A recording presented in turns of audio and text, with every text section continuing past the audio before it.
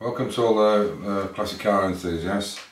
I hope I'm not boring you guys to death with this, trying to make this equipment up for test driving the chassis and the, so I can take them out and actually check everything over on them.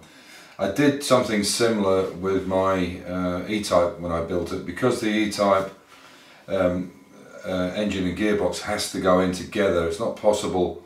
Well, you can put the gearbox in and then the engine in, but it's very difficult. But they're normally put in together, and so what I actually did was I did a video where I think it's about 3 years ago now, where I had the engine, the gearbox, the prop shaft and the IRS, the independent rear suspension, all lined up, because I think it's called Jaguar E-Type gearbox and clutch test, I think it's called. Some people commented at the time, or sent some emails at the time saying, it seemed a bit over the top, but putting an engine and gearbox into an E-Type through the frames or even up from underneath is a lot of work, because you've got to take the manifolds off and so on. So maybe I've got a bit of a bug about actually trying these things first, because while the body's off, I have access to absolutely everything. And once the body is back on, then it will be more difficult. The fact that I have a ramp will make it a lot better. So I hope you're enjoying them. You never know, you might get some ideas for doing some stuff yourself. I had an email yesterday, and it was from Andy Markey is his name. I hope he doesn't mind me saying it. And it's a very nice email, and I was a bit flabbergasted actually, because I've never had anything like this before.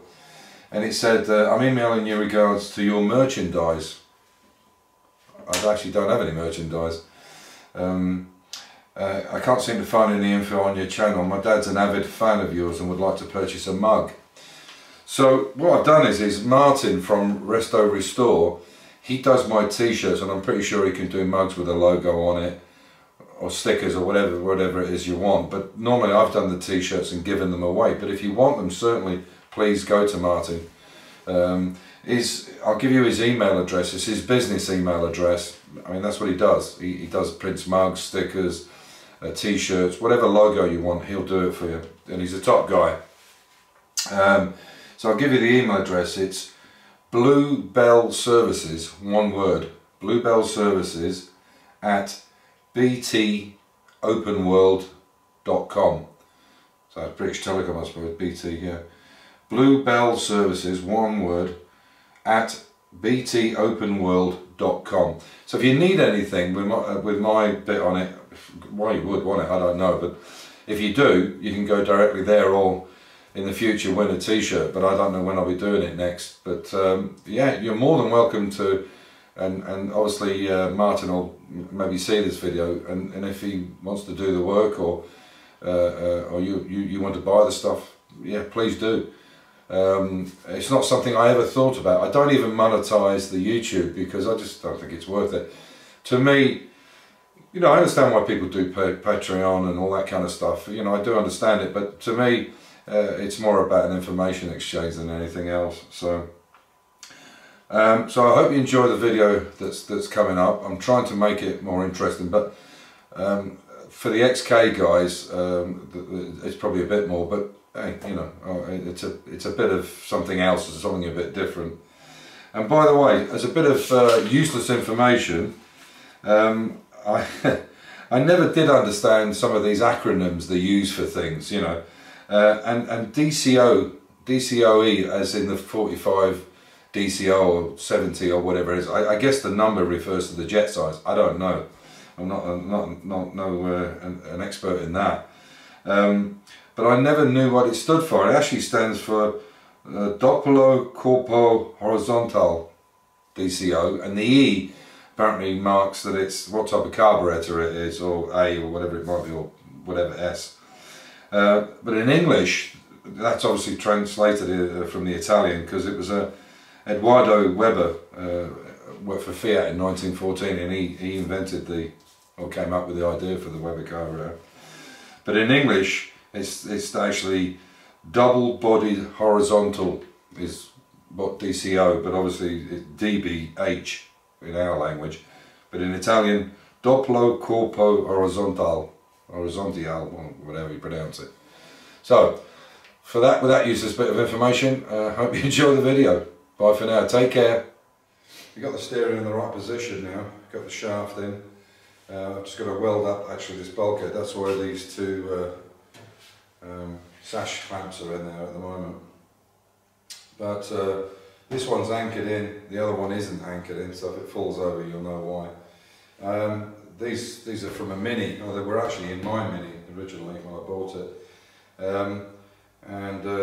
But you have to cut them off to get them into the wood. I suppose I could cut a hole in it, but I'll see. But it all works.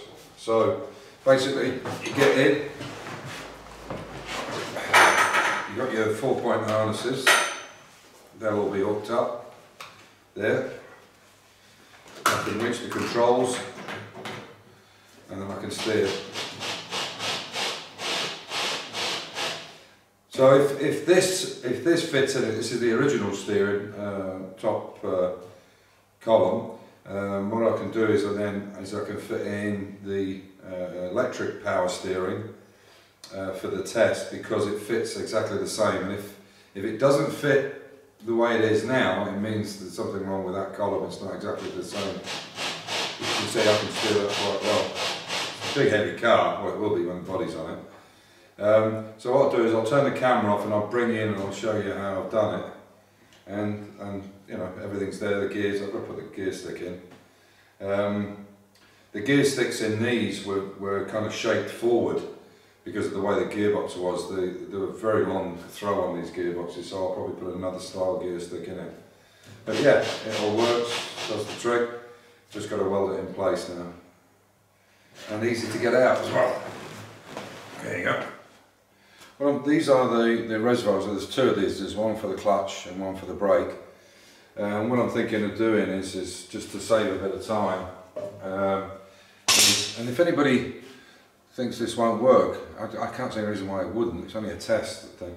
Rather than make two lots of lines, what I could do is put the reservoir somewhere, you know, somewhere easy to get to and just use one reservoir for the brake and the clutch. It's only for testing. It seems a bit crazy to run lines all the way over when I don't know exactly where they're going to go. So to me, if I just make a short line to it for the reservoir, I could even probably attach it there and just have it go straight down onto the masters. If anybody's got any reason why they think that won't work, I don't see why it shouldn't. I mean, once the clutch is bled and the brakes are bled, the fluid should stay level anyway. So I'm pretty sure one reservoir should do it, and we just hang it on there, make a little short line, which I don't mind dumping afterwards, rather than trying to make lines beforehand, because it's a lot of work to put them in and not use them, you know. So anybody can think why that won't work, let me know. Catch you in the next bit. I'll take these sash clamps off and you can see what I'm up to. This will be welded in place, of course.